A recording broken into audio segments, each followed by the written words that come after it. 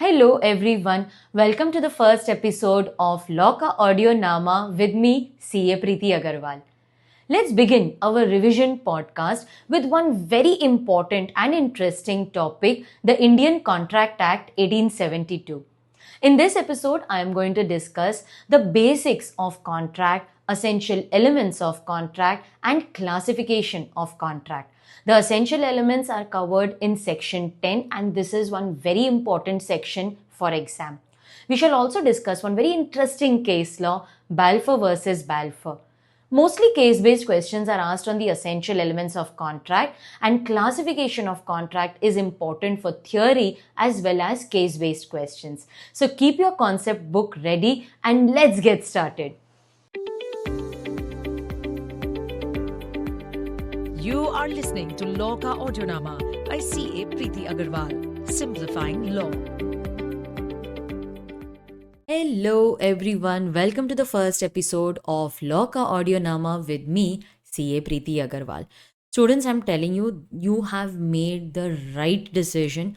These audio podcast revision lectures are going to help you immensely in the exam.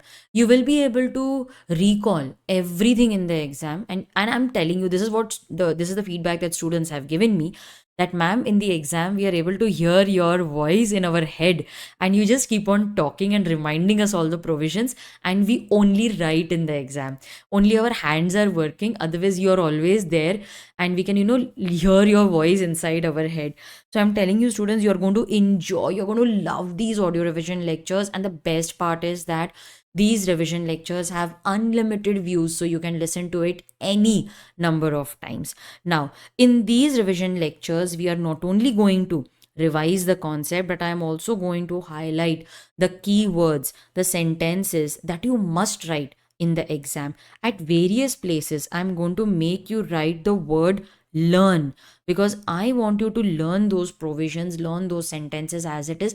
There are certain provisions which institute doesn't want you to write in your own words. They want you to write the technical legal language only. So wherever we write the word learn, it means that you need to learn those concepts. You cannot write them in your own words.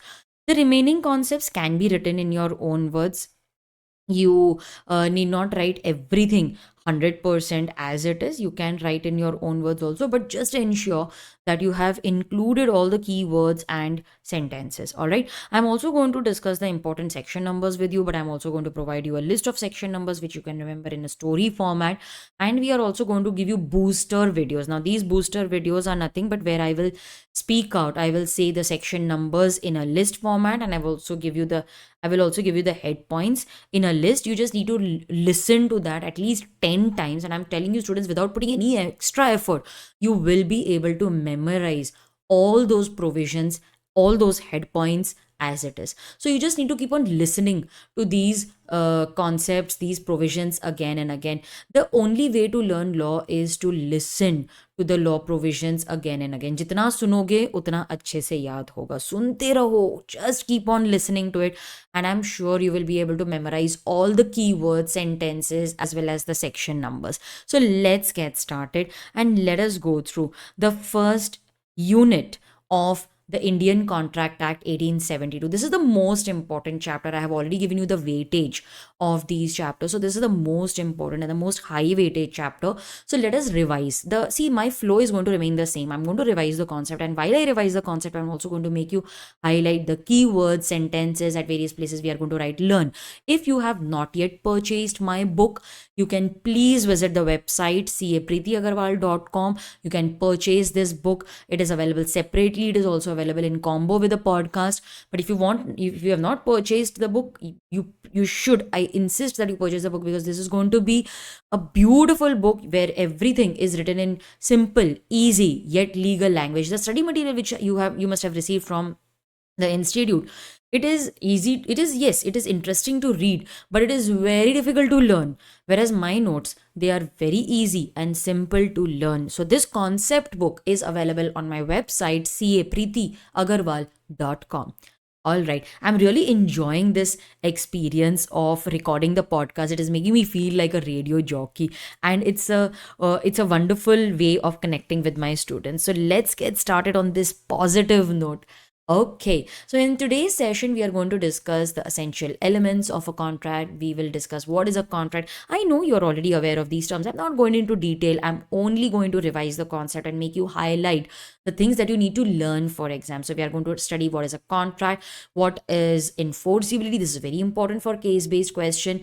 Then you have the essential elements of a valid contract, and lastly we are going to discuss the classification of contract. So this unit 1A, it basically covers the essential elements and it also covers the classification of contract. Now, what is an agreement? Okay, before that, in my textbook, if you see, you have what is law and why do you need to learn law. I don't think that at this stage we need to go into such basic details, but yes, can it be asked in the exam? I don't think so, but yes, you need to know that the Indian Contract Act came into force on 1st September 1872. So if you already have my book, as I had already informed you, I need a few highlighters to be kept with you at all times. So 3 color highlighters are preferred because I also use 3 colors. I basically use yellow, red and green. So if you could make arrangements for those highlighters, it would be great, so that you can highlight the way I highlight in the audio podcast. So yes, the Indian Contract Act, we will highlight that it came into force on 1st of September 1872. Now, what about the contracts which were entered before 1st September 1872? This act was not present that time. The English law was prevalent in our country. So yes, for the contracts which were entered before 1st September 1872, the English law applies. We also had some personal laws, like Hindus were governed by the Hindu law, Muslims were governed by the Muslim law. So that way the personal laws also prevailed. This act applies to the whole of India. Yes, so the act applies to the whole of India. Now, if you want, you can pause the video anytime and you can highlight, you can make notes. I will also wait for you. Some places I will go really slow so that you can highlight and write along with me. But the beauty of these lectures is that you can rewind the lectures anytime if you have missed something, and you can listen to me again. Okay, so what is a contract? Do we need to learn this? Is it asked in the exam? No, you need not learn this. You just need to be aware. What is a promise? Yes, section 2 clause B. I had given you the list of section numbers in a story format, so we are already aware of how to learn these section numbers. Section 2 clause A, B, C, we had discussed that in a story format. Now, what is a promise as defined under section 2 clause B? I always prefer highlighting the words separately instead of just highlighting a single sentence, because that actually distinguishes the word. See how I have highlighted the words. So section 2 clause B defines promise: a proposal when accepted becomes a promise. Proposal is also known as offer. So an offer when accepted becomes a promise. Every promise and every set of promises forming consideration for each other becomes an agreement. So do we need to learn the definition of agreement? I don't think it will be asked in the exam, but yes, sometimes a distinguish between can be asked on what is agreement, what is enforceability. So then you will have to write what is an agreement. But in most of the answers, I don't think institute wants you to define agreement. They may want you to just define what is a contract. That also is not required, because in every question that is asked on the contract act, you need not write the definition. It is understood only when very basic questions are asked, like, or something on enforceability or something on essential elements. So there you can write the definition of contract. Otherwise, they are not expecting you to write the definition for every answer. So agreement, yes, every promise and every set of promises forming consideration for each other is an agreement. Now, I'll teach you a trick that will help you to learn all the definitions. Okay, so every promise, now let us break these definitions. So every promise, so even if there is one promise, it is an agreement. And every set of promises, if there are many promises, that also forms agreement. So every promise, see how I have put the breaks. Now students, these are revision podcasts, audio podcasts. So you need not watch this video again and again. You need to just watch it once or twice, and after that, even if you're traveling and you don't see what I am highlighting, it is automatically registered in your mind. So don't feel that every time you have to sit with this video, and you cannot watch it while traveling. No, that is not the case. These videos will actually help you to just, go through something like a photo for a photographic memory. But otherwise, just my voice is sufficient. Just listening to it is also sufficient, because I'm very sure that after one or two revisions, now you will not have to refer the textbook. Okay, so automatically it will be stored in your mind. So every promise and every set of promises forming consideration for each other. Okay. So that is the next part of the definition. If you have already purchased my lectures, so you must be able to recall the hand movements which I had shown you. Every promise and every set of promises forming consideration for each other. Do you remember the hand movements? So that will also help you to memorize the definitions. So every promise, this is the first part of the definition. Every promise and every set of promises forming consideration for each other is an agreement. Okay, so what is the equation of agreement? Agreement is nothing but offer plus acceptance. So yes, there will be an offer. When it is accepted, it becomes an agreement. But I want to know, what is a contract? Contract is defined under section 2, clause H. What is a contract? An agreement enforceable by law is a contract. So there are two parts over here. An agreement enforceable by law is a contract. An agreement, when you add enforceability, then that becomes a contract. What is the equation of contract? Contract is agreement plus enforceability. So over here, what is important for us? The definition of agreement and the definition of contract. Agreement is defined under section 2, clause E. It was very easy to remember that there are two E's over here, and this is also E. So it is very easy to remember the section number, section 2, clause E. Every promise and every set of promises forming consideration for each other is an agreement. Students, you may find that I keep on repeating certain things. Please don't feel irritated, because the more I repeat, the easy it will be for you to remember. Because how do you learn law? It is nothing but repetitive listening. So sometimes I keep on repeating those words, keep on repeating those sentences, keep on repeating the definition, so that it is easy for you to recall. And students, you won't even realize that just by listening to these audio lectures, you are actually able to learn everything.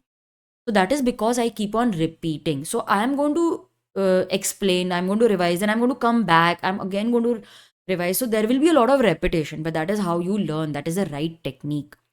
So what is agreement? Now close your eyes and say it along with me. Okay, close your eyes. Now this is how you will learn it. Every promise. See where I am breaking the sentence, where I am pausing. The way I say it is also important, because that is how you will learn it. So every promise, there is a pause. Okay, so see, this I will tell you initially. Later it should come automatically to you.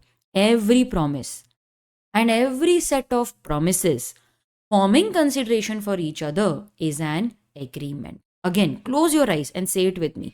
Every promise and every set of promises forming consideration for each other is an agreement. Once again, every promise and every set of promises forming consideration for each other is an agreement. What is the equation of agreement? It is offer plus acceptance. What is a contract? Come on, close your eyes and say. An agreement enforceable by law is a contract. See where I paused. An agreement enforceable by law is a contract. Close your eyes and say it with me. An agreement enforceable by law is a contract. Contract is agreement plus enforceability. What is the equation of contract? It is agreement plus enforceability. What is a contract? Agreement plus enforceability. Close your eyes and tell me, what is agreement? Agreement defined under section 2, clause E. Tell me, what is the definition? Every promise and every set of promises forming consideration for each other is an agreement. What is the equation? Agreement is offer plus acceptance. Contract. What is the definition? It is defined under section 2, clause H.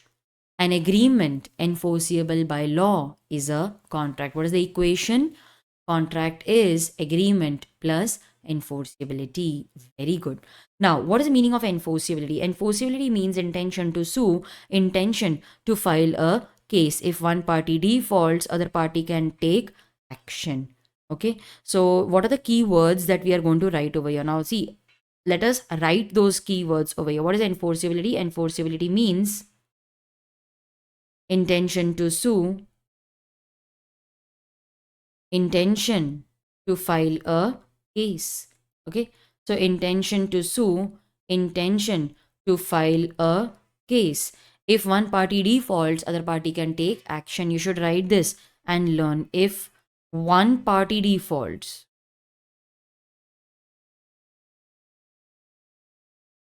other party can take action. Students, this is the first lecture. That is why I am writing it for you, because otherwise, because these are audio lectures, no, then I don't want to take long pauses. I will write everything for you. Okay, whatever I want to discuss, I will already write it for you, so that there is no break in our audio. If you want to copy this in my textbook, then yes, you can always pause, you can go back, need not worry about it because it has unlimited views. So you can always pause, you can go back. So I'm not going to write. Okay, I'll just keep everything ready for you so that there's no break in our audios. So if one party defaults, other party can take action. So what is enforceability? Enforceability means intention to sue, intention to file a case. If one party defaults, other party can take action. In case of business or commercial agreements, there is a presumption, okay? There is a presumption that the parties intend to create legal relation. So there is a presumption that the parties intend to create legal relation. But in case of social or domestic agreements, okay, in case of social or domestic agreements, the usual presumption is that the parties do not intend to create legal relation. So this is very, very, very important for exam because it is asked as case based questions. Okay, so case based questions are asked on enforceability. So what are the key points that you need to know? What are the key points? The first is that it means intention to sue, intention to file a case.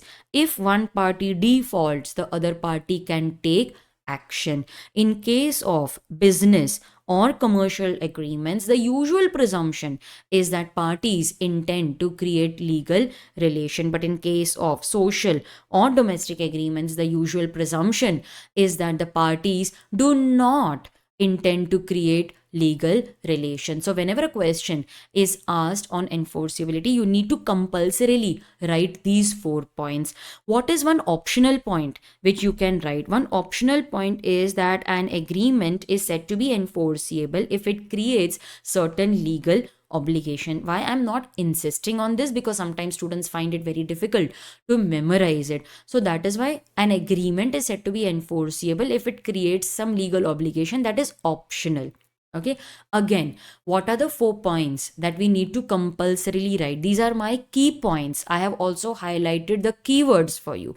What is the first point? Okay, we will say it twice. One, we will look at the screen and say, then we will close our eyes and try to recall. Okay, now look at the screen and say, enforceability means intention to sue, intention to file a case. If one party defaults, other party can take action. Third, in business or commercial agreement, the usual presumption is that the parties intend to create legal relation.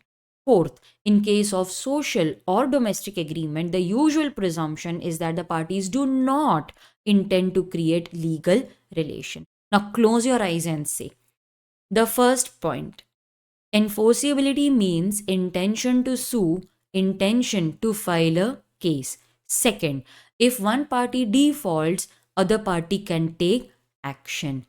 Third, in case of business or commercial agreements, the usual presumption is that the parties intend to create legal relation. Fourth, in case of social or domestic agreement, the usual presumption is that the parties do not intend to create legal relation. Now, do one thing, pause the video and without me prompting, okay, just pause the video without me prompting you. Now you try to say these points on your own 2 times. So what will you do? You will pause the video and like how I said those 4 points, now you will say it aloud on your own. Okay, so you do it on your own and then you can continue listening to the podcast. Okay, so pause the video, say these 4 points 2 times, then continue. All right, students, I hope you paused the video and you said those provisions right. Isn't it very easy to learn? I will guide you on how to learn, but you just have to be very patient. Okay. Now, what is the difference between agreement and contract? I don't think a question will be asked on this. Agreement, first we will define it. Every promise and every set of promises forming consideration for each other is an agreement. Agreement is nothing but offer plus acceptance. Contract means it is an agreement enforceable by law. Contract is agreement plus enforceability. Scope. Agreement has a very wide scope because it includes both legal as well as social agreements. So students, these are revision lectures. I'm not going into very detail wherein I explain all the concepts that is already covered in my regular lectures. Here I assume that you are already aware of what is business commercial transaction, what is social domestic agreement. I'm not going to explain everything in detail. Okay, there are certain things which I assume you have already watched the regular lectures of mine, and this is just for revision. All right. So yes, I'm assuming that you're already aware of business, commercial, social. You know that agreement has a wider scope. You are already aware of that. So what are the points? If difference between is asked, firstly we will write the definition. Then we will say agreement has a wider scope, whereas contract has a very narrow scope. It only covers those agreements which are legally enforceable, where there is enforceability. Contract creates legal obligation. It means there is enforceability. Okay. But in case of agreement, there may or may not be a legal obligation. May or may not be. May becomes a contract. Yes, an agreement where there is legal obligation will become a contract. Where there is no legal obligation, that will just remain an agreement, like any agreement for some illegal activity. That will remain an agreement only. There is no legal obligation. All agreements are not contract, but all contracts are agreements, because contract starts with an agreement. What is the equation of contract? Contract is nothing but agreement plus enforceability. So every contract starts with agreement. There has to be an agreement, but every agreement will not become a contract because there is no enforceability. As far as the questions are concerned, if you see my book, I have given you 2 questions. They are both important, but the second one is most important. All contracts are agreement, but all agreements are not contract. Yes, this is important for us. Okay. Now, let us also discuss the essential elements of a valid contract. Now, students, please note that all these essential elements are not covered in section 10. Okay. Section 10 does not cover all these essential elements, but for exam purpose, it is sufficient if you write section 10 when a question is asked on the essential elements. Okay. But yes, not all these essential elements are covered under section 10. Now, in order to make a valid contract, the first element that I require is two parties. Okay, before that, will a question be asked, like a theory question be asked? No, a theory question will not be asked on write all the essential elements, but we cannot trust the institute. If they ask, we should be ready. But till now, they have never asked a question wherein you are expected to write all the essential elements of a valid contract. Question is generally asked on one essential element. Now, I will give you the keywords and you will highlight that. Okay. Minimum, highlight minimum. So, minimum, how many parties? Two parties. And these should be distinct. Distinct means different and separate, because I cannot give the offer to myself. I cannot enter into contract with myself. So, the word different, or sorry, the word distinct means different. Okay. So, you need minimum two distinct parties. The word party or the word person over here. See, the word party over here, it includes natural as well as artificial person. Artificial will include, example, company. So even a company is a person, it is a party, it is a separate person in the eyes of law. So it can enter into a contract. Okay. So the word party means person. It may be natural, it may be an artificial person. So what are the keywords? Minimum, two, distinct. Distinct means different, separate. Parties are required. Parties will include natural as well as artificial. So they are required to make a valid contract because you cannot enter into contract with yourself. Next, there must be proper offer and acceptance. Before I discuss this provision, can you tell me what is the equation of contract? Yes, you're absolutely right. Contract is nothing but agreement plus enforceability. And what is an agreement? Agreement is nothing but offer plus acceptance. So, can I say that in order to make a valid contract, I require firstly offer, then acceptance, and then enforceability? So, can I say from this that offer is the first step? It is the starting point of contract. First, there will be an offer, then that will be accepted. When we add enforceability, we will get a contract. So, yes, offer is the starting point of contract. So, what are my keywords? There is a sentence that is offer is the starting point of contract. There must be proper offer and acceptance. Both offer and acceptance must be properly communicated. So, what is my keyword over here? My keyword is communicated. Now, only when the other person comes to know about the offer, he will accept it. How can we communicate? You can communicate by words or by action. So words may be oral or written. Action maybe you can communicate through through your act or action. There are so many implied ways of giving the offer. We will be studying later that a bus is running on a fixed route. That's an implied offer. It is communicated via action. So communication may be by words, action, or it may be either orally or in writing. Okay, so there must be offer, then there must be acceptance. All right, then what is the third element I require? Then I require enforceability. What is the meaning of enforceability? What were the points that we discussed? 4 points. Come on, recall and tell me what were the 4 points.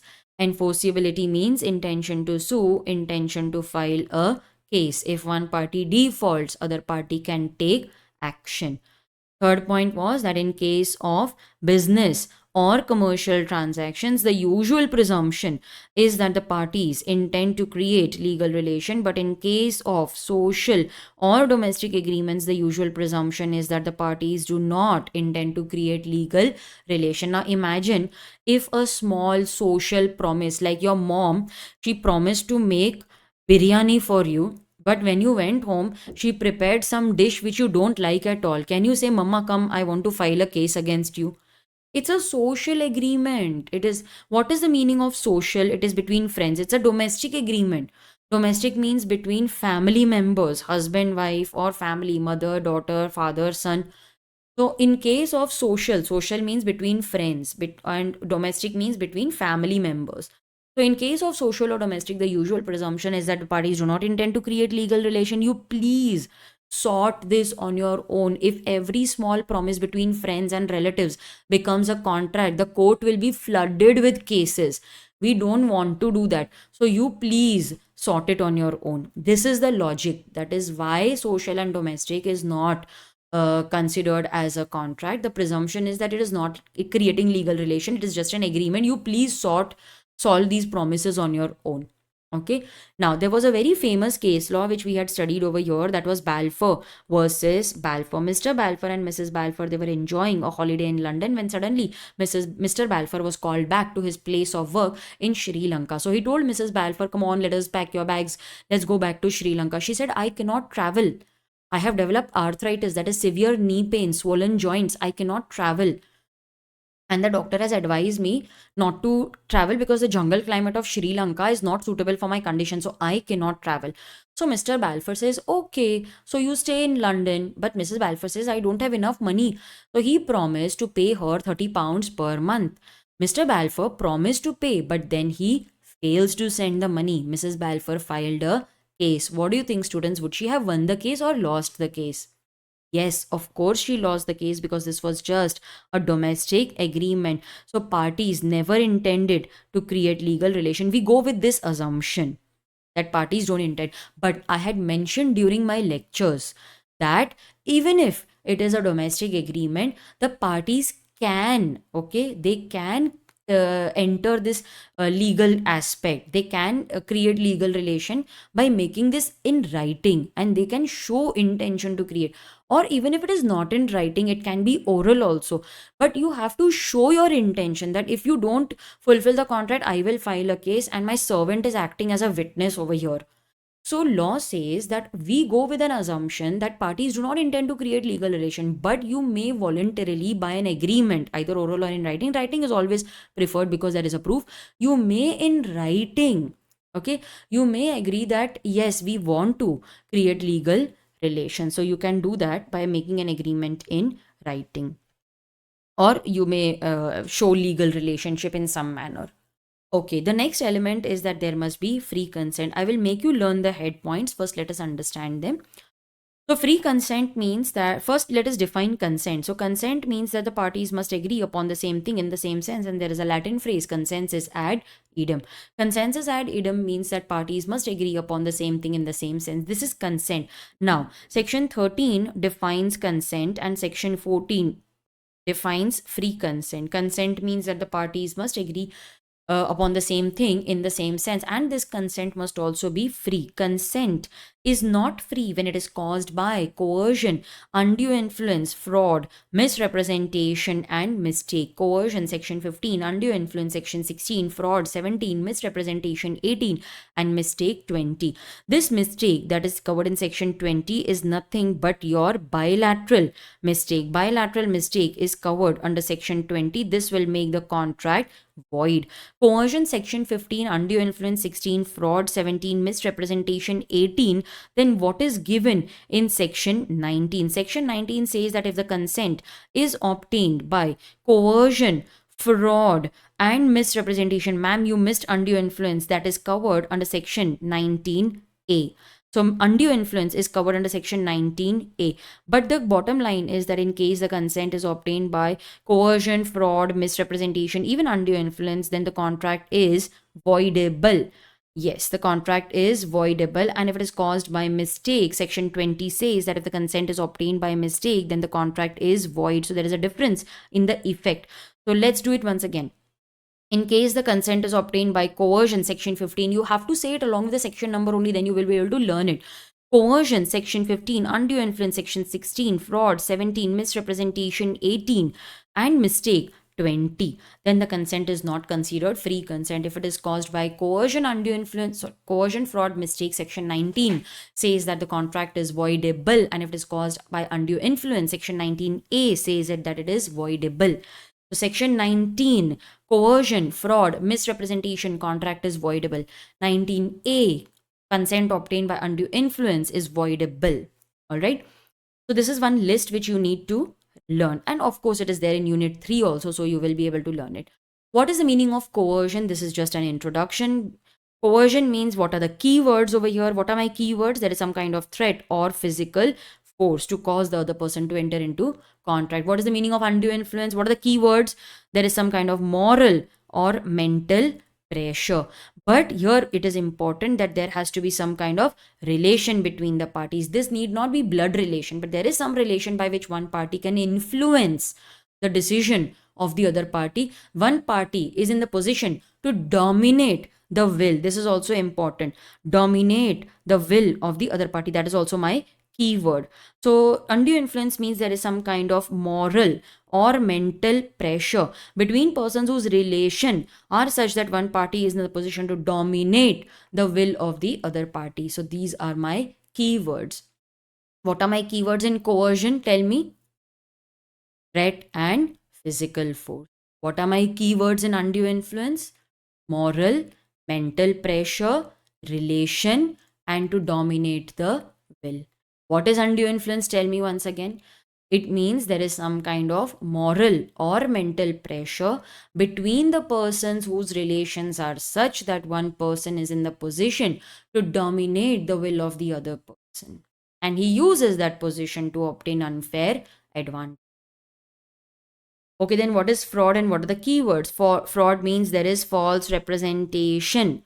False representation is my keyword. Made willfully, with intention to cheat or to deceive the other party. So there are three keywords over here. Fraud means there is false representation. of fact, which is made willfully. Willfully means intentionally. Why am I giving false facts? Because my intention is to cheat, to deceive the other. Okay, what is misrepresentation? Misrepresentation also involves false representation of fact, but it is made innocently without any intention to cheat or to deceive the other party. So what are my keywords over here? There is false representation of fact, but it is made innocently without any intention to cheat or to deceive the other party. Then what is mistake? Mistake means there is an erroneous belief concerning something. Both the parties are mistaken as to the fact. The famous example that we always discuss, horse example. Yes. So now let us revise. What is coercion? What is the section number? First, let us revise the section number. What is the section number for coercion? Close your eyes and say coercion section 15, undue influence section 16, fraud section 17, misrepresentation 18, and mistake 20. So, what is coercion? What are the keywords? We have threat or physical force. Undue influence means there is some kind of moral or mental pressure between persons whose relations are such that one person is in the position to dominate the will of the other person. Whenever you say the keyword, you should put a stress on that word. Fraud means there is false representation of fact made willfully with the intention to cheat or to deceive the other party. Misrepresentation means there is false representation of facts made innocently without any intention to cheat or deceive the other party. Mistake means there is erroneous belief concerning something. Next element, we have capacity of parties. See, the persons must be capable of entering into a valid contract. Section 11, this section number is very important for exam. Whenever a question is asked on who are capable of entering into a valid contract, they are expecting you to quote section 11. So capacity, also known as competency, that is a better word, so you can remember competency. Again, capacity, competency, capacity, competency, capacity, competency.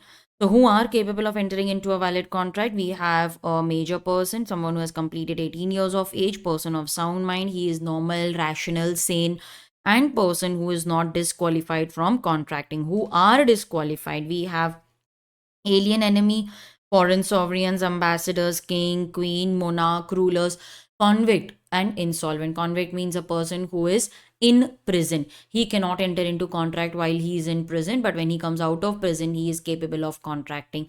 Alien enemy, alien means foreigner. Enemy means citizen of a country with whom we are at war. We cannot enter into a contract with our alien enemy. We cannot enter into contract with insolvent. They are disqualified. Then the next element is lawful consideration. The consideration means something in return, and the Latin phrase is quid pro quo. Again, consideration means something in return, and the Latin phrase is quid pro quo. See, both the parties must get something in return. No consideration, no contract. If there is consideration only for one party, then it is not a valid contract. There must be consideration for both the parties. So, what are the keywords? There must be, it is compulsory. There must be consideration for both the parties. Both word is important. There is a definition also given under section 20. There is something given under section 23. We are not covering that now. We will do that later. But consideration must be present, and this consideration must be lawful. Lawful means something which is accepted by law. Then we have lawful object. So lawful consideration, lawful object, both are covered under section 23. There must be lawful object. Object means the purpose for which the contract is entered. That purpose must be lawful. Then the agreement must not expressly be declared void. What is the meaning of void? Void is the opposite of valid. Valid means something which is enforceable by law. Void is something which is not enforceable by law. There is a small chart which you can see on the screen. You can copy that later. So what is the meaning of void? Void means it is not enforceable by law. Now void may be void ab initio, that is void right from the beginning, or it may be valid when entered, but later on due to certain circumstances it becomes void. Let us discuss both. So the agreement must not be void. Void means it must not, it is not enforceable by law. It is the opposite of valid. Void may be either void ab initio, that is void right from the beginning. So contracts for killing, entering contract with minor, Contracts for drug dealing, smuggling, these are all void right from the beginning. It must not be, or sometimes void may be just void. What is the meaning of just void? Okay, so a void is of two types, void ab initio or just void. What is the meaning of just void? Just void means it is valid when entered, but later on, due to certain circumstances, it becomes void. A promised to marry B. Now, promised to marry, they got engaged, it's a valid contract. But before marriage, A dies. Now, is the contract possible? Is it enforceable? Is it possible to enforce? No, it is not possible. So this will make the contract void.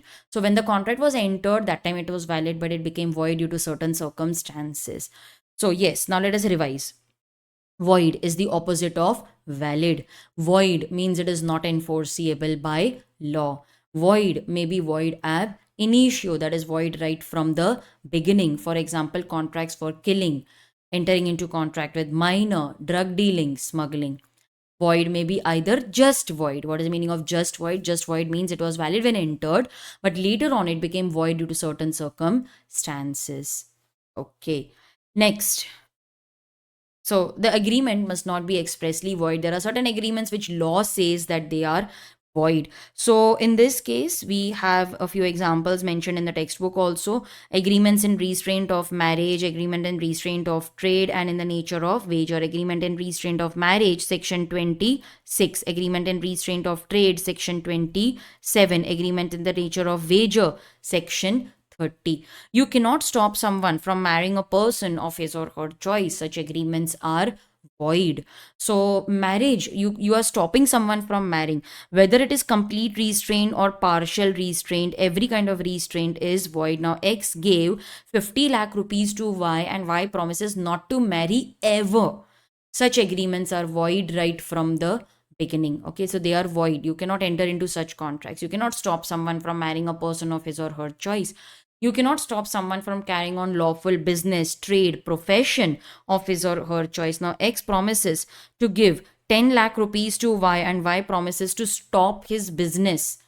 So you cannot stop someone from doing a lawful business, trade, profession of his or her choice. Such restraining agreements are void. Agreements in the nature of wager, agreements in the nature of betting. Such agreements are void. Now, X promises to pay Y some money if it rains, and Y promises to pay if it does not rain. There is some winning or losing.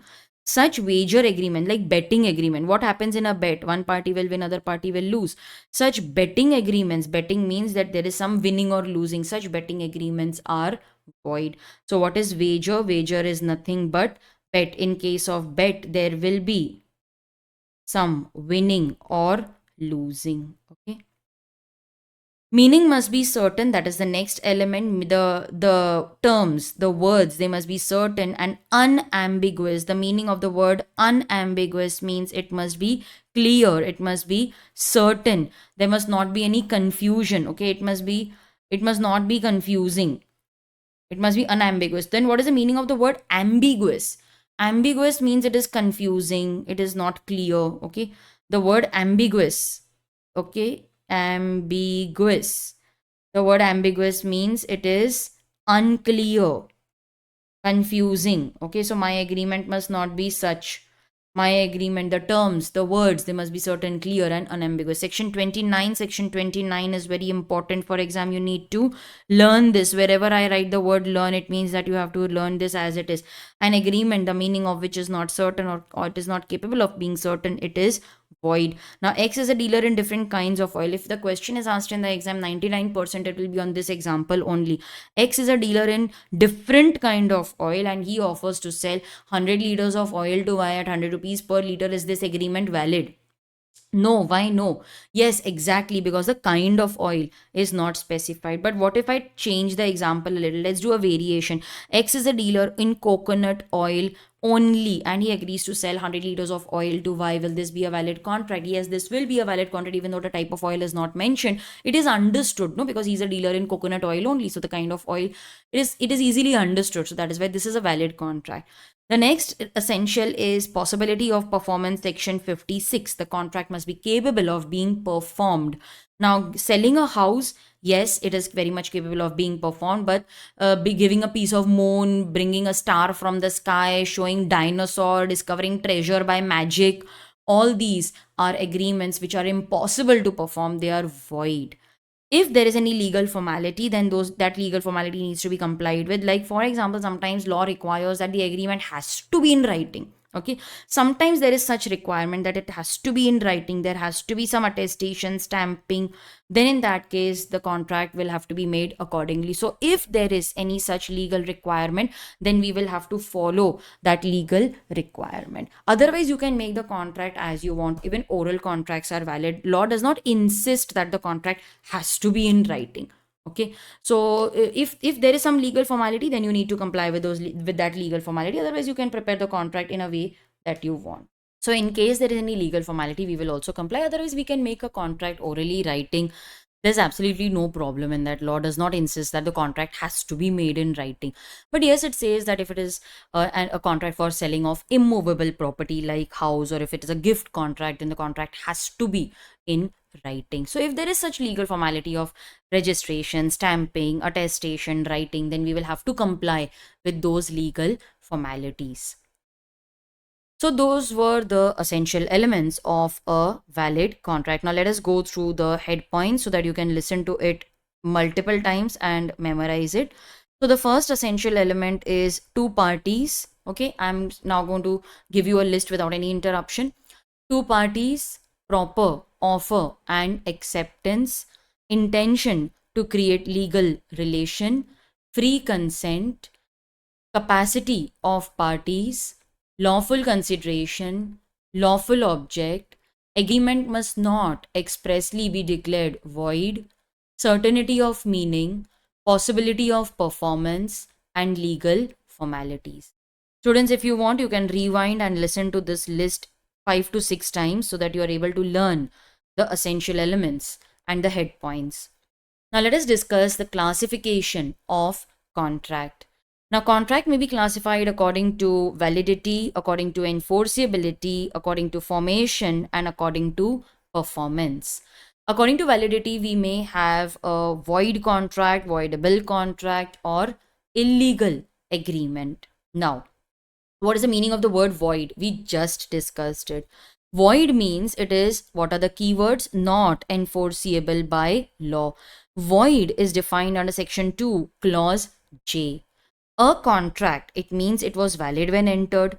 A contract which ceases to be enforceable by law. The word cease means stops. Okay, the word cease means stops.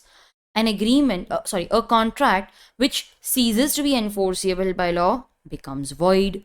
When does it become void? When it ceases to be enforceable. So these are the various parts into which the definition can be divided for easy learning. So what is the first part? It is a contract. Contract because it is valid when entered. See, we are talking a void contract. Whenever they use the word void and they add the word contract, it means they are talking about just void. What is the meaning of just void? Just void means that it was valid when entered. Yes, the contract was valid when entered, but due to certain circumstances, it becomes void. Okay, so what is the meaning of just void? Just void means the contract was valid when entered, but due to certain circumstances it becomes void. So whenever they use the word contract in the end, it means they are talking about something that was valid when entered. That is why they are using the word contract. If they are talking about void ab initio, then they would have used the word agreement. See, later we will study void agreement. Void agreement means it is void right from the beginning. Okay, it is an unenforceable or void right from the beginning. The Latin phrase is void ab initio. This agreement does not give rise to any legal consequence. It is not enforceable by law. It will never mature into a contract. So what are the keywords? It is void right from the beginning. It is void ab initio, section 2, clause G. It does not give rise to any legal consequence. That is the key word. It is unenforceable right from the beginning. So it is unenforceable right from the beginning. It will never mature into a contract. Then what is the void contract that we studied? It is unenforceable. It is not enforceable, but it was a contract which now ceases to be enforceable by law. It becomes void when it ceases to be enforceable. Let us close our eyes and try to learn the definition of void contract. Say it along with me. A contract which ceases to be enforceable by law becomes void when it ceases to be enforceable. Okay, so what will you say? A contract which ceases to be enforceable by law becomes void when it ceases to be enforceable. So it means that this contract was valid when it was entered. Okay, it was valid when it was entered into, but subsequently, that is later on, it became void due to certain reasons. Now, what about the benefit that you have received? Now, let's say, for example, that X is in India and he promises to export onions to Y in Russia. When they entered into a contract, everything was valid. But later on, there is a change in law wherein the Indian government imposed a ban on the export of onions. Let's say, for example, that Y had given 50,000 rupees advance. Now, there is a ban imposed, contract cannot be enforced. So, what will happen to the contract? Yes, it becomes void, but what about the 50,000 advance that was given? That will be restored. It means it will be returned to Y. That is covered under section 65. There are two sections actually. Section 65 talks about restoration of benefit. What is the meaning of restoration? Restoration means to give back. Okay, restoration means to give back. It is also known as the law of restitution. Okay, so section 65 talks about restoration of benefit in case of void contract. Later on, we are also going to study section 64. It talks about restoration of benefit in case of voidable contract. Students, this is very important for exam. You need to know the section numbers and you also need to know when to apply them. Like section 65 applies in case of void contract and 64 applies in case of voidable contract. Both talk about restoration of benefit, but 65 is for void contract and 64 is for voidable contract. So when a contract becomes void, the party who has received any benefit or advantage must restore the benefit from the person to whom he received it. Students, please write over here, learn. Okay, I know I am making you learn this, but you can still write in your own words. But if you are able to memorize, very good. But you should compulsorily know section 65, that when a contract becomes void, the person who has received any benefit must restore it. If you're not able to remember the exact words, you can say he must restore it to the other person or the person from whom he received the benefit. That much you can change in your own words. Okay, so when a contract becomes void, the person who received the benefit, party who received the benefit or advantage, must restore the benefit to the other party or party from whom he received it. Section 65. 64 talks about voidable contract. So this is a note which I had prepared. If you want, you can just copy it. Okay, the screen went blank. Yeah, now you can see it. Void, it means that it is not enforceable by law. It is void ab initio, that is void right from the beginning. We had written this earlier also. This is just a repetition over here. Okay, so this note is important. I have added section 65 also, restitution of benefit. Benefit will have to be restored. Okay. Next, we have what is a voidable contract. This is very important for exam, voidable contract. Section 2, clause I, because I will decide whether this contract is to be treated as valid or it is to be cancelled.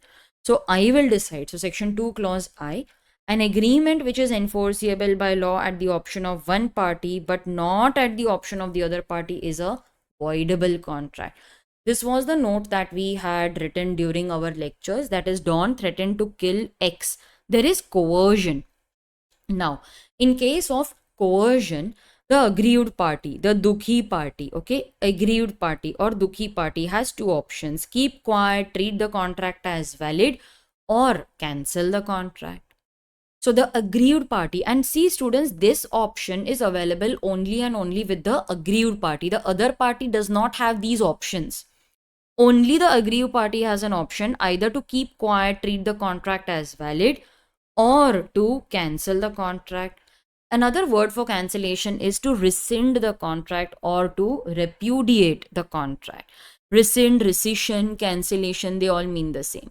Once the contract is cancelled, benefit shall be restored. Section 64, I had mentioned it earlier. Section 64 talks about restoration of benefit in case of voidable contract. These are other points which you should remember. In case of voidable contract, the contract can be cancelled only at the option of the aggrieved party. So aggrieved party will decide whether to keep it as valid or to cancel it. The contract will remain valid till rescinded. So till he takes the decision to cancel, the contract remains valid. And the contract must be cancelled, rescinded within a reasonable time. What is reasonable? It is not defined in law. It depends on the facts and circumstances of the case. So contract remains valid till it is rescinded. The contract must be rescinded within a reasonable time. The contract where consent is obtained by coercion, undue influence, fraud, misrepresentation is voidable, but where it is obtained by mistake, that is void. Section 19 talks about the consent obtained by coercion, fraud, misrepresentation is voidable. 19A tells us that consent obtained by undue influence will make the contract voidable. That is given in section 19A. Okay. So this is about voidable contract. Now you can pause the video and make a note of it.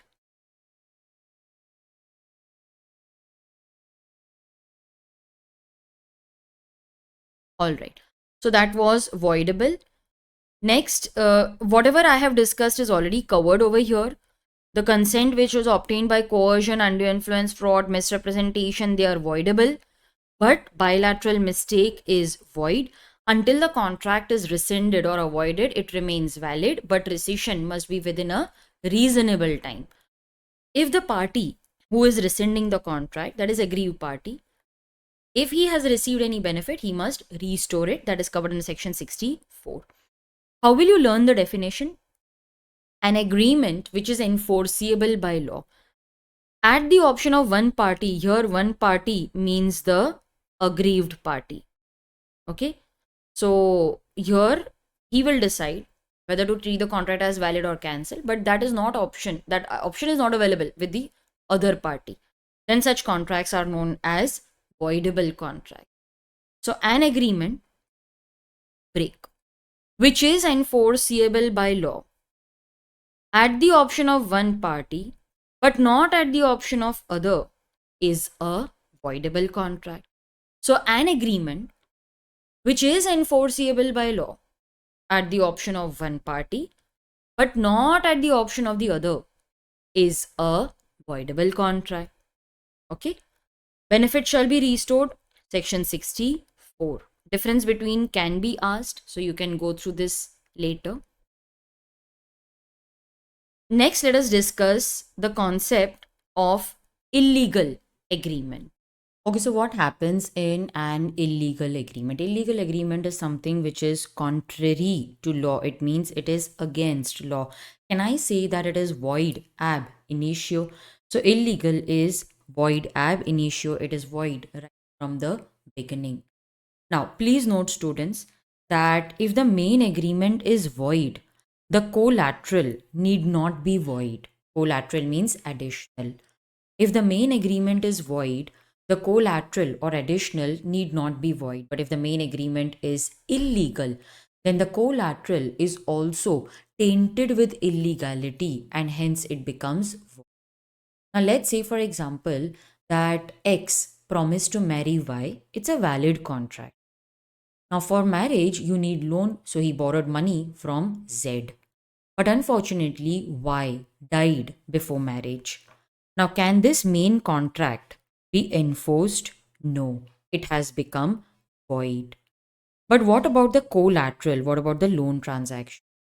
Can X tell Z that now the marriage has not taken place, so I will not return the loan? No, he cannot say that. Even if the main agreement has become void, the collateral, the additional, remains valid. Now, how will I know what is main and what is collateral?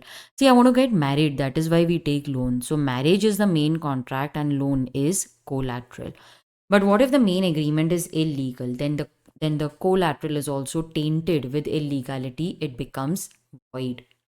Now, X and Y, they enter into a gambling agreement. Gambling is illegal in India. Okay. So gambling is illegal. Now, X lost, so he took loan from Z. Now, Z is aware of the purpose of the loan. Now, in this case, the main agreement is illegal. The collateral becomes void. But what if Z is not aware of the purpose of the loan? What if he is innocent? Then he can recover his loan, but he will have to prove that he is innocent. Here I have mentioned that what is the difference between wager and gambling. Wager is discussed under section 30. Now, in case of wager, there is some kind of prediction. Okay, there is bet, it is mostly based on prediction, but gambling is pure luck. Therefore, it is illegal. So, wager is betting. Betting is void because it is based on prediction. So, it is just void. But gambling is purely based on luck. That is why it is illegal. So, this is the difference which you need to be aware of. There is a difference between, but the main point has already been discussed. What is the meaning of valid contract? So, up till now, we have discussed what is the meaning of void contract, voidable contract, and illegal agreement. Now, let us discuss the meaning of valid contract. What kind of questions can be asked on this? So, they may ask you a theory question, asking you to write the classification of contract on the basis of validity, on the basis of enforceability. So, these kind of theory questions may be asked. So, they may ask you to write on explain all the classification according to formation. So, then you will have to write accordingly. Sometimes they may ask you to explain two kinds of contracts, like explain voidable and illegal agreement. So this with sometimes theory question may be asked.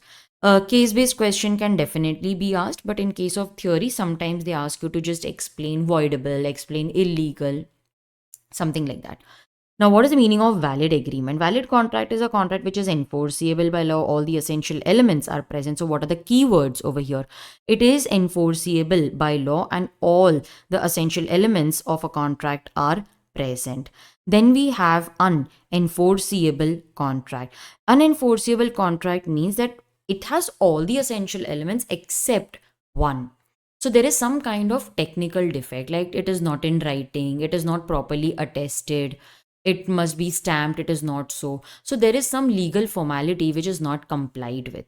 So that is why it is unenforceable. But once you comply with that legal formality, now I got everything in writing, I got it registered also, then everything becomes enforceable again. So once the technical defect is removed, it again becomes enforceable. What are my keywords over here? The contract is actually valid. Okay, so the contract is actually valid, but it cannot be enforced because of some technical defect. So the word technical defect is my keyword. This has to be mentioned in your answer. So it is a contract which is actually valid, but there is some kind of technical defect like absence in writing, attestation, stamping, registration. Such contracts can be enforced after the technical defect is removed. So my keywords are technical defect is removed. You need to write this in your answer. Once again, this can be asked as a theory question. Unenforceable contract is a contract which is actually valid, but it cannot be enforced due to some technical defect like absence in writing, registration, proper stamping, attestation. But once the technical defect is removed, the contracts can be enforced. Then we have express contract. Express means it is expressed in words, oral or written. It is very important for you to note, students, that both offer and acceptance are made in words, spoken or written. Okay, so over here, this is very important that both offer as well as acceptance are made in words, spoken or written. So what are my keywords over here? That it is a contract which is made in words, spoken or written, and both offer and acceptance are made in words, spoken or written. All right. Next, we have implied contract. Section number is very important. This is asked in case-based question. Please note, students, implied contract section 9, section number is very important. Now, implied means it is implied from our action, facts of the case, circumstances. Words are not used, but it is a contract which is made otherwise than in words spoken or written. It is understood from the conduct of the parties, facts and circumstances of the case. Now, I have a small chart for it. Let us discuss that. In case of implied contract section 9, words are not used. It may be implied by fact or implied by law. Implied by fact means that the contract is inferred. Inferred is a better word for understood. Contract is inferred from the action or conduct of the parties or facts and circumstances of the case. So, what are my keywords over here? It is an inferred from the action, conduct, facts, or circumstances of the case. So, my keywords are action or conduct of the parties, facts, or circumstances of the case. Like a bus is running on a fixed route. So, when the bus is running on a fixed route, it's an implied offer that I am going to the station. If you want, then hop in.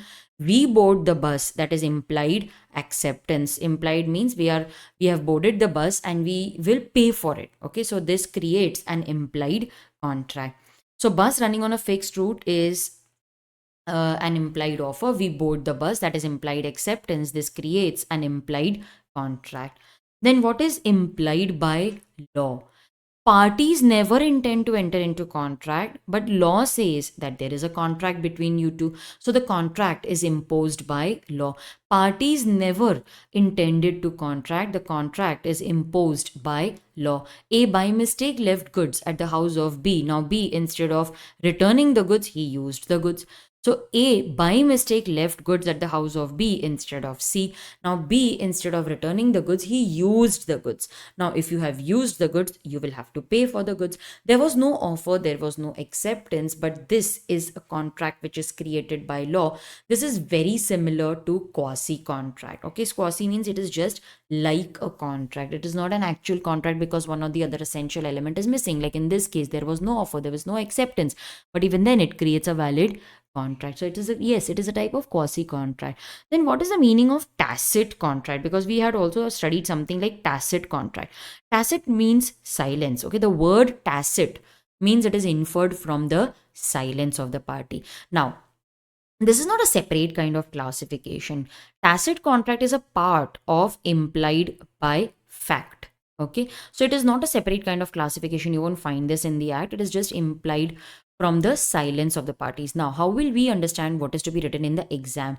If in the exam you get examples of ATM or sale by fall of hammer, then you will select the word tacit. Okay, so in case of ATM or sale by fall of hammer, you will select that this is a tacit contract. It is inferred from the silence. Now, when you go to the ATM machine, do you start talking to that machine? No.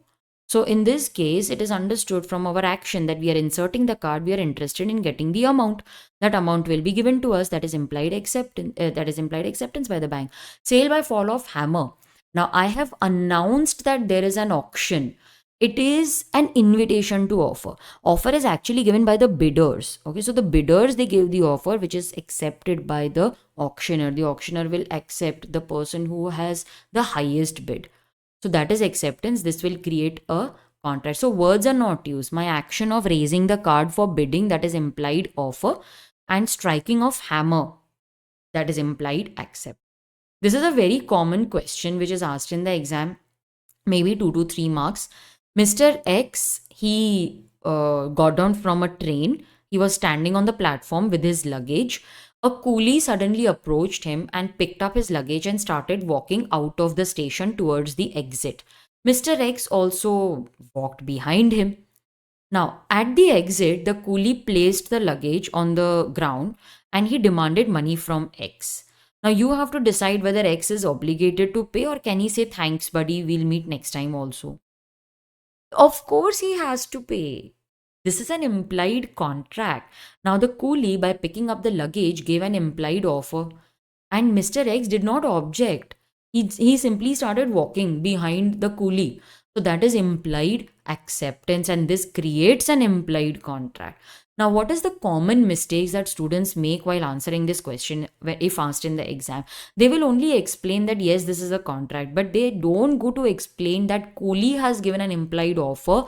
Mr. X or whatever the name is, that person is giving implied acceptance by simply walking behind the coolie. So his action shows that he has accepted, and this creates an implied contract.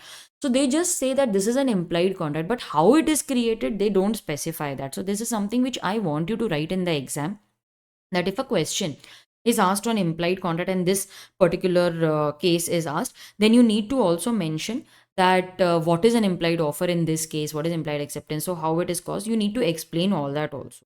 Okay. All right. So that is nothing but implied offer and implied contract, which we discussed under section 9. So what are my keywords over here? It is made otherwise than in words spoken or written. So what is my keyword? It is made otherwise than by words spoken or written. It is inferred from the conduct or action or circumstances of the case. It may be implied by law or implied by fact or implied by law. So in case of implied by law, the keywords are that the parties never intended to enter into a contract, but it is imposed by law. They are also known as quasi-contract. All right. Then we have tacit contract, and I also mentioned that tacit means silence. Yes, tacit means silent. It is inferred from the conduct of the parties. Words are not used. It is not a separate kind of contract, but it falls within the scope of contract implied by fact. When two examples like ATM or sale by fall of hammer is given in the question, then you will select the type of contract as tacit contract.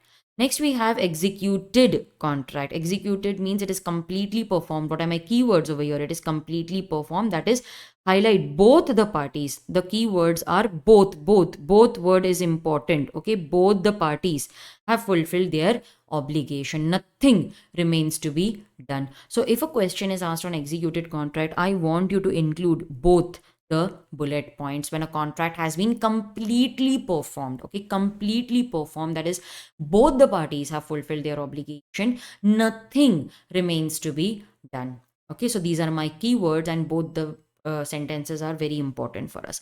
Both parties have performed. Please remember that.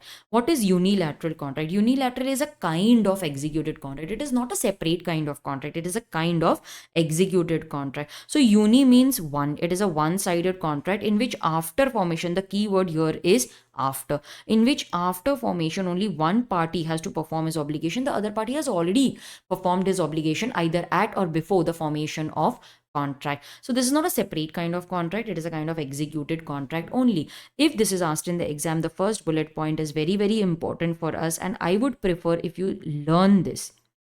Okay, so unilateral contract is a one-sided contract in which after formation, only one party has to perform his obligation. The other party has already performed his obligation either at or before the formation of contract. If you want, you can listen to this 2-3 times, rewind and listen to this 2-3 times so that you are able to learn it. Now, party organizers or contest organizers, let's say that contest organizers, they announced a reward of $1,000 to whoever ate 2 huge bowls of pasta in 30 minutes. Now, this is a reward which is declared. All right. So this is just an offer. Now the contract is not yet made. X wins the contest. He eats the bowl of pasta. Now that we have a winner, a contract is made. In this contract, the organizers, they have to fulfill their obligation of paying the prize money. Mr. X, another party to the contract, has already performed his part in the past. His part was to eat the bowl of pasta. He has already done that in the past. Okay, so in this case, yes, he is entitled to reward, and in the contract, only one party has to perform, that is Mr. X. So that is why it is a unilateral contract. Now, A declares a reward. This is also one very important example for exam. A question is generally asked on this example. Now, A declares a reward of 10,000 rupees to anyone who finds his missing daughter.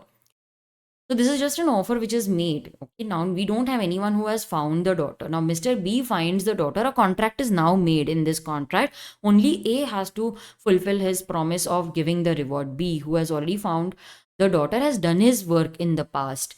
So since only one party, A, has to perform his obligation, it's a unilateral contract. The other party, B, has already performed his promise before formation of the contract. Then we have executory contract. Executory means something remains to be done. When both the parties have to still perform their obligation, then it is known as executory contract. Executory is also known as bilateral contract. Bi means both. Since both the parties have to still perform their obligation, it is known as executory. You can also call it bilateral. Now let us go through another type of contract which is actually not in the act, but it is a type of contract which is introduced due to the current scenario. These are e-contracts. E-contracts means they are made using the electronic means like email. So there are different parties, they are connected with networks through the EDI, that is electronic data interchange. Yes. So in this, what happens is that all the orders are given electronically without any paperwork involved. So this helps in doing business transaction electronically. Like once the minimum order quantity is reached, order will automatically go to the supplier. He will manufacture or he will supply the goods and he will raise the bill, and that also is sent by email. So there is very little paperwork which is involved. Okay, so these are also known as cyber contracts, or they're known as mouse click contracts. So this is just something which you need to learn on your own. It may be asked as a short note. Let us go through the list of the types of contracts. So contract may be classified according to validity as void contract, voidable contract, illegal agreement. According to enforceability, it is valid contract, unenforceable contract. According to formation, it is express contract, implied contract, tacit contract. According to performance, it is executed or also known as unilateral contract. It may be executory, which is known as bilateral contract.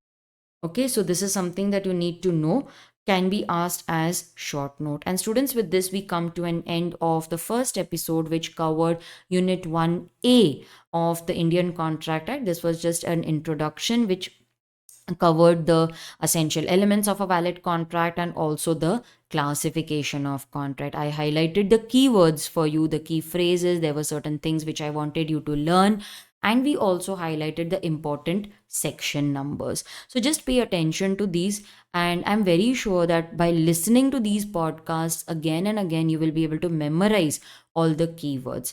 There is a booster video also which I generally post at the end of a unit, but here there is just the section number list and the head points which we will cover. So also listen to the 10x booster. Now why is it 10x? Because you have to listen to it minimum 10 times. Okay, why 10 times? Because that will help you to learn the concept. So you have to keep listening so that you are able to learn. All right, so the next video is a booster video which will cover the section numbers and the head points that we covered, like essential elements and the classification. So by listening to that multiple times, you will be able to memorize the section number also. Okay, so the story was already covered earlier. Now we will just go through the list of section numbers. Wherever I feel that we need to go through the story again, I will do that. But just keep on listening to these podcasts and do share this with your friends also. Let them know that these things have benefited you, and ask them to visit my website capreetyagarwal.com. I'll see you next time, where we will discuss the B part of this unit, offer and acceptance. We will discuss everything about offer and acceptance. Just before we sign off, regular lectures, this is an old one. So regular lectures and fast track lectures are available on my website capreetyagarwal.com. So you can visit my website, and please also suggest this to your friends. In my next session, I will be covering Unit 1B, that is offer and acceptance. So I will see you there. Bye bye. Thank you, dear student. Thank you for listening to this episode till the end. I'm sure you will find these audio revision lectures very useful for exam, and you will be able to recall each and every concept, keyword and section number. You can purchase these podcast lectures for the entire syllabus from my website capreetyagarwal.com. Link is also given in the description. Do share this podcast with your friends, and I'll see you in the next episode, where we will discuss more interesting concepts. You are listening to Law Ka Audionama by CA Preeti Agarwal, simplifying law.